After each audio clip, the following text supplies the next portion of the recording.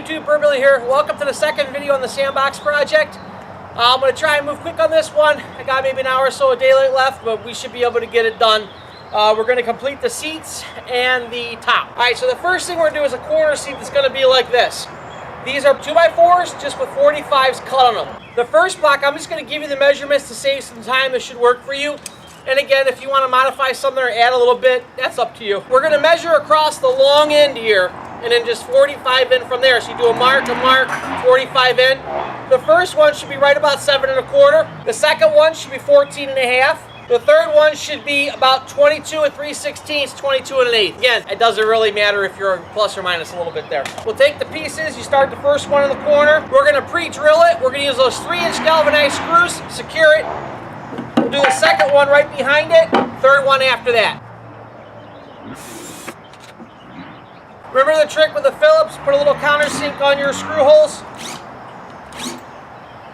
then secure.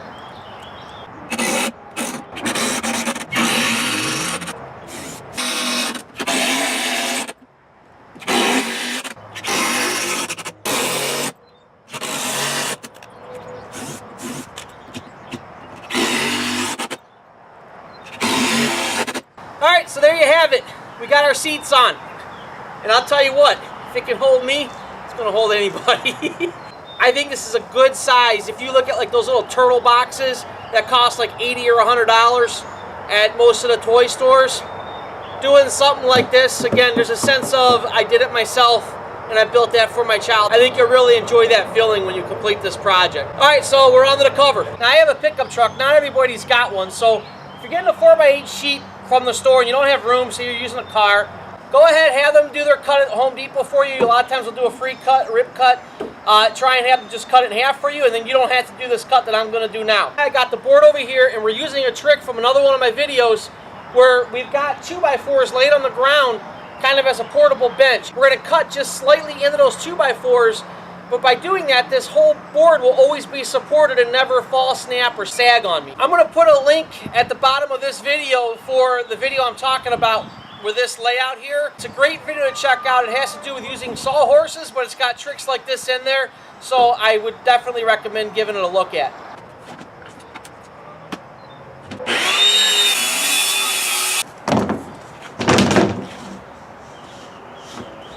Alright, so to make our cross supports that are going to support our top or our cover, we're going to take 2x4s and we're going to rip them down to 1.5 inches by 1.5 inches.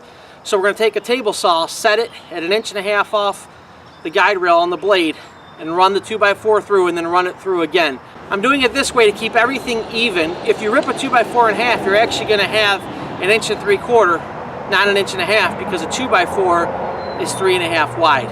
It'll make sense here when I do it. So here we have a 2x4 ripped down to 2.5 inches by 1.5 inches boards. We're going to end up cutting these in half, making them 4x4s, making the outside support on our cover. Then we're actually going to add another layer to adjust this for the seats. Here we have the outline of our cover frame. I've got 2 pieces at 48 inches and 2 pieces at 45 inches. 45 plus 1.5 inches and 1.5 inches gives us 48. So what we're doing is making a 4x4 frame. 48 inches. This is 48 inches. Now we're going to go ahead and secure it just like we did with our box. We're going to drill through, pilot drill, and then we're going to attach with just 1 3-inch screw at each location. The top, I'm going to go ahead and staple down. If you don't have a staple gun like I do, an air gun, go ahead and just use some probably 1 1/4 screws would be more than sufficient. You can buy a small box of galvanized 1 1/4 screws. You'll have to do some pre-drilling on it and just secure them in that way. It's not a big deal. It'll take you a little bit longer than it'll take me, but it'll do just as good.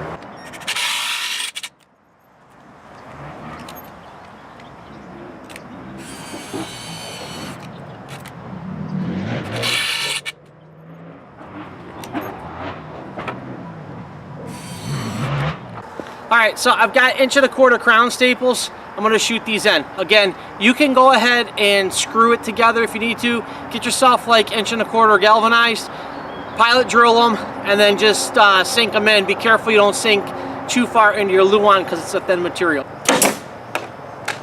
Set your first screw or a staple, and then we're going to make sure that this is sitting square. So when I come down, this in here looks a little out. Bring it back in.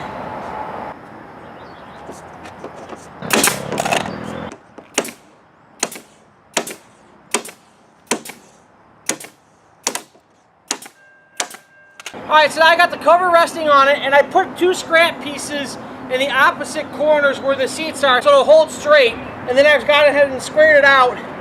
And we just got to get a measurement now from the corner to the edge of our seat, and we're going to fill in those gaps with another 1.5 inch board.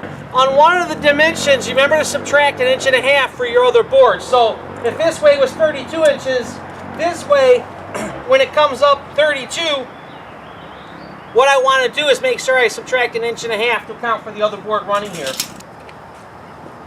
Okay, so I marked my numbers on the other side of the cover so I knew what board went where. I flipped the board directly off. Now I'm going to go ahead and attach these, and then you'll see how it looks.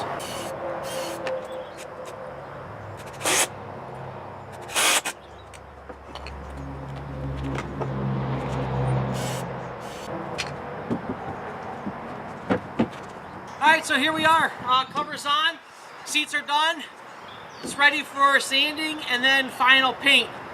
If you want, you could stain it, use a deck stain, something exterior, whatever you want. You know, I mean, I'm going to go ahead, I'm going to use a primer on it, exterior rated primer, and an exterior paint. I'm going to go with a white paint. That's what they wanted. We're just going to sand it right now. You can just do a quick knockdown, and you're knocking off any sharp edges. So like on the edges of the seat where I had those 45-degree cuts, I'm going to go ahead and kind of round those out with a sandpaper, and I'll clean up the edges, pop off any tags that may be left over on the 2x4s, and go ahead and remove any staples if there's any staples, and then keep an eye out for any screw heads that may not have sunk all the way, or any staples that didn't sink all the way when I stapled the lid part together.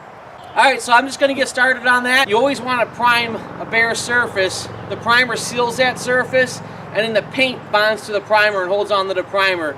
You don't ever want to just try and paint something. You won't get as much life out of it. The paint won't bond real well to that.